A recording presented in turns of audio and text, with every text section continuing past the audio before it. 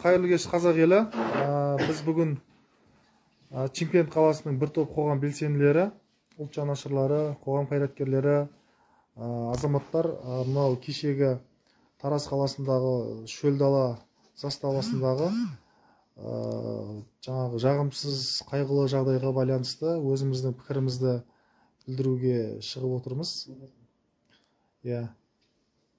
Осы мәселеге байланысты біз Қазақстан Республикасы ұлттық қауіпсіздік комитетінің төрағасы және шекара қызметінің басшысына және жоғары бас қолбасшы президент Тоқаевтың назарына біз өзіміздің үндеуімізді жолдаймыз және осы азаматтық қоғамның атынан біз алаңдаушылық білдіреміз. Себебі мына әскерге кеткен балаларымыздың осындай табытпен оралуы, осындай қорлық жағдайында, азаптау жағдайында асылып өлуі, бұл туралы енді әлеуметтік желіде кеңінен баяндалып жатыр. Бұл туралы қорғаушысы Бекбол Мираштың адвокат Пралиев мырза айтып өтті. Сондықтан осы мәселеге байланысты шымкенттік қайраткер азаматтардың өзінің айтары бар. Ал кім бастайды? Сіз бастайсыз ба?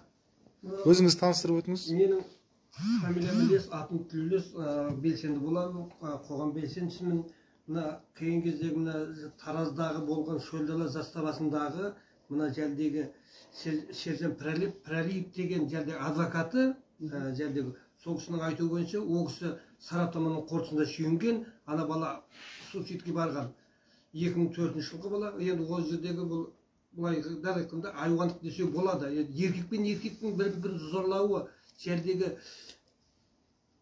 қайтып қалған Бекбол Мираштың жердегі киімдерінен, жердегі ауызынан, жердегі еркектің шаруатын табылуы, бұл өзімен енді неған дейміз. Сондықтан біз енді мына жердегі айтқан жоғары қолбасшыларға, президентке дейін, шекара қызметкерлеріне, кенбаларға соңына дейін анықтауды сұраймыз. Бұл туралы асылып тұрған жерінен табылған, ол 2004 жылғы бала.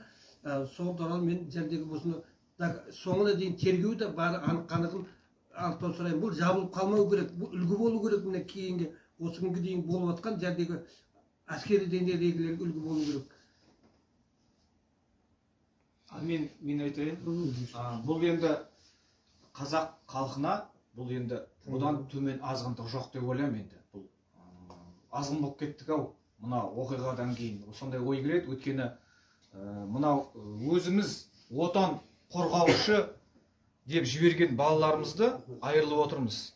Бұл қалай отан қорғайды? Отан қорғауға кім барады ертең?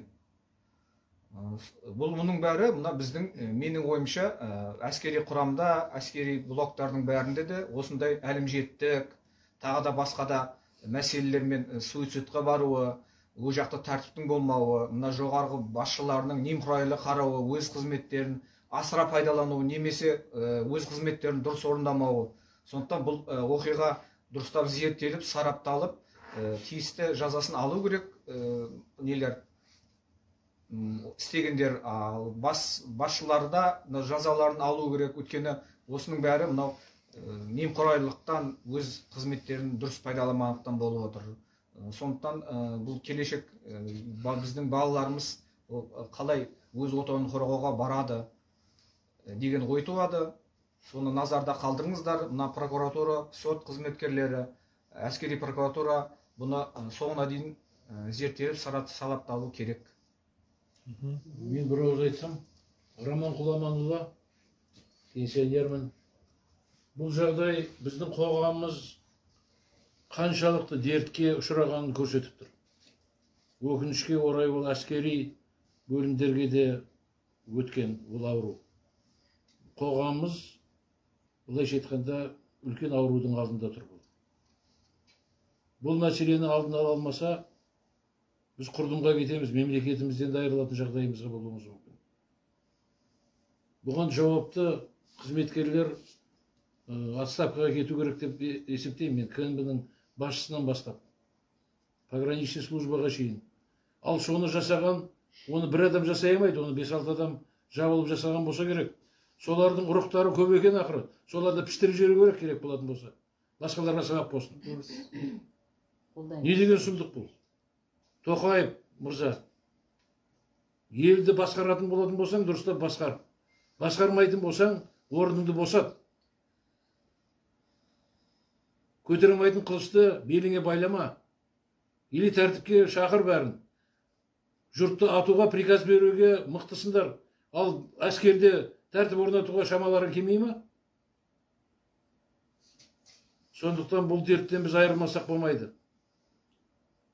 Қатаң жаза қолдану керек бәріне де. КНБ-ның басшысынан бастап, пограничный службаның басшысын бәрі отставкаға кету керек. Сол полкі бар, дивизиясы бар, заставасы бар, бәрін қатаң жазаға тарту керек. Жаңағы бассыздарды айуан деп айта алмаймыз. Піштіріп жіберу керек оларды. Мен де қосып кетейін. Негізі мынау мен Жарқынбек Сейтімбетұлы зейнеткермін. Мынау нәрсе қазақ халқы қазір тыныш жатпай, дабыл көтеретін мәселе бұл. Армияға кеткен баламызды сондай қорлап, жыныстық қатынасқа салып, тем более мынау шекара қызметінің әскери гарнизонында болған жағдай қоғамның әбден азғындап тозып кеткенін көрсетеді. Бұған біз бүкіл қазақ халқы немқұрайды қарамауымыз керек. Мынау қоғам біздікі, ел біздікі, балалар біздікі. Мынау өкіметтен қазір қайыр жоқ. Жаңа дұрыс айтып кетті Тоқаев. Қазақта мақал бар, арбаның алдыңғы дөңгелегі қайда жүрсе артқы дөңгелегі сонда жүреді деп. Мынау сендер өздерің азғынсыңдар.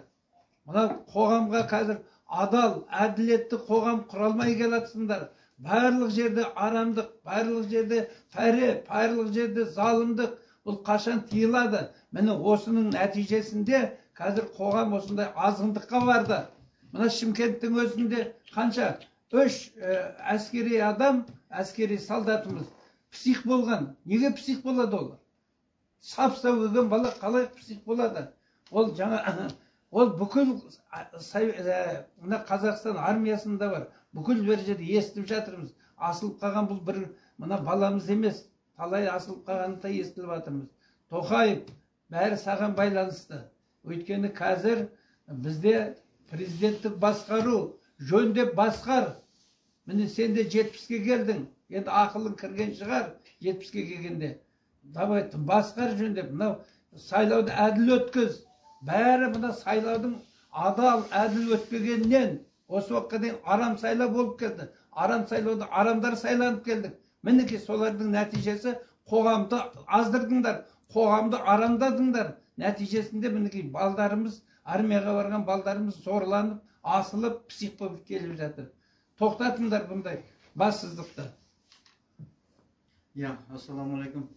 Мен Мұрат Қасымбек боламын. Осы жағдайға байланысты осының барлығын болып жатқаны өзі мен ойлаймын біздің қазақ елінің жаңағы бейжай қарауы деп ойлаймын. Біздің қоғам әбден жаңағы босасып кеткен. Мұның сайлауға да барып қатысып жатқан сайлауға адамдардың өзі жоқ. Міне кешегіде осы Тоқаев президент сайлауы болған кезде өзіміз осы жерде бақылаушы болып бардық. Сол жерде 25-28% адам қатысты сайлауға. Өзіміз санап барлығын қадағалап отырдық. Міне осы адамдардың алғыртығынан осыдан бастап мінекей шығып жатыр. Осындай мына армияда да басқа жерлерде осындай жап-жас жігіттердің өзіне өзі суицид жасап өзін өзі өлтіріп жатқаны. Осылардың бәрі өзіміз сол жерге барған балдарда өзіміздің қазақтың балдары. Бұл біреудің балдары емес. Әрбір қазақ біздің баламыз сол жердегілер. Соның үшін мына халыққа айтарым ауызбіршілікте болып, мына осы келе жатқан сайлауға да ат салысып, үйде қол қаусырып отырмай, бір ауыздан жаңағы бір болып жаңағыдай шығатын болсақ, мына билік бізге өзі қызмет ету керек. Әзір олар қызмет етіп жатқан жоқ, білгендерін жасап жатыр. Соның үшін біз билікті халық қолға алу керек. Ассаламу алейкум. Жақсы. Негізі бізде тәртіп болу керек. Мынау Шымкент қаласының тұрғыны Пернева Ахлима Ертайқызымын. Мен өзімді ана болғандықтан мынау бүгінгі әлеуметтік желіден оқыдық, қатты жүрегімізге тиді. Неге біздің балаларымыз әскерге барып табытпен оралуы тиіс. Жолда кетіп бара жатса, мына күштік құрылымдар келеді да, балаларды, жас балалардың бәрін алып кетіп жатыр, армияға күштеп алып кетіп жатыр. Қазіргі жастар барғысы келмейді әскерге. Өйткені айтып жатыр, мынау өліп келіп жатыр, бәрі табытпен келіп жатыр деп. Біз өзімізді қоғамда сөйлесеміз ғой, балалардың бәрін. Мына бүгінгі жағдай өте масқара жағдай ол. Біз мынау Тоқаев мырза, одан кейін мынау осы мәселеге жауапты, кім? Ұлттық қауіпсіздік комитеті, шекара қызметі. Солардың бәрі қадағаласын. Мына біздің елімізде тәртіп жоқ, тәртіп болмағандықтан осындай балаларымыздан айырылып отырмыз. Біз осы мәселені қоғамда резонанс қылып көтеруіміз керекпіз. Біз үнсіз қалмауымыз керекпіз. Осы заттың болып жатқанына да біз халық өзіміз кінәліміз. Үндемей отырамыз. Үндемейміз. Ол дұрыс емес. Балаларыңызды өздеріңіз қорғаңыздар, сақтаңыздар, шығыңыздар. Мына біреудің баласы екен деп қарамаңыздар. Ол бала да сіздің балаңыз. Ертең сіздің балаңыз да сондай жағдайға түсіп қалуы мүмкін өзіңіздің басыңызға. Жақсы. Мен айтайын деп едім. Бізде соғыс болғанда жоқ. Біз Украина емеспіз, біз бейбіт мемлекет деп отырмыз. Сонда неге біздің балаларымыз, армияға кеткен балаларымыз өліп жатады? Сап-сау баланы жібереміз, алғанда өліп деп аламыз. Ол қайда шығып жатыр? Ол біздің мемлекеттің бассыздықтан шығып жатыр. Нет порядка, тәртіп жоқ. Билікте де тәртіп жоқ, армияда тәртіп жоқ. Но пограничный войска дейді. Ол пограничный войска КНБ-ға тікелей қарайды. Неге ояқта тәртіп жоқ? Неге балаларымыз өліп жатыр? Мен барлық сол аналарымызды шақырамын. Осындайға үндемей отырмаңдар. Дауыстарыңды көтеріңдер. Балаларымызды біз қорғамасақ, кім қорғайды? Қоғамдық резонанс келтіру керек. Бәрі де сол басшылары, армияның басшылары қатаң жазалауға талап етемін. Жақсы, енді осы елдің президенті, мемлекет басшысы президент Тоқаевтан осы біз Шымкент қаласының қайраткер азаматтары, ұлт жанашырлары өзінің бақылауына алуын сұраймыз. Әскердегі моральдық, психологиялық жағдайды тұрақтау керек. Армияда тәрбие жұмысына жауапты замполит деген должность болады. Осы тікелей тәрбиесіне қатысты шаралар жүзеге асыратын сондай азаматтар жұмыс жасау керек. Күштеп алып барған баланы күштеп азаптап өлтіруге жол бермеуіміз керек. Қазір ешкім армияға өздеріңіз көріп отырсыздар. Өз еркімен барып жатқан жігіттер аз. Себебі идеология бізде дұрыс емес. Идеология. Мемлекеттік деңгейде идеология жүргізілмейді. Анау Хабардағыдай, Қазақстандағыдай ондай нәрсе жоқ. Сондықтан